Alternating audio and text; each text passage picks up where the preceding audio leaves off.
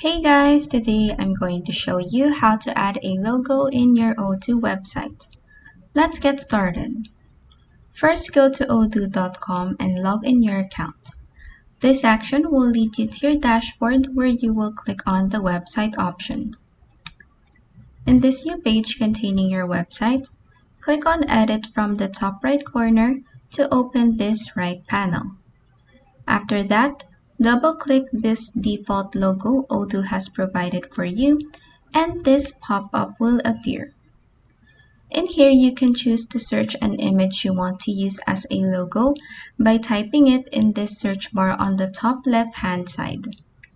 Next, you may also choose to upload an image using a URL by clicking on this Add URL option. If you have the logo you want to use in your computer, click on the Upload an Image option. Then your computer's file manager will open where you will look for your image and upload it. Next, click on Add down here to upload your image in your website. Lastly, click on Save at the top right corner to save your changes.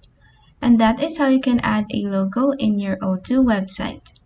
If this video helped you, please like and subscribe for more helpful tutorials.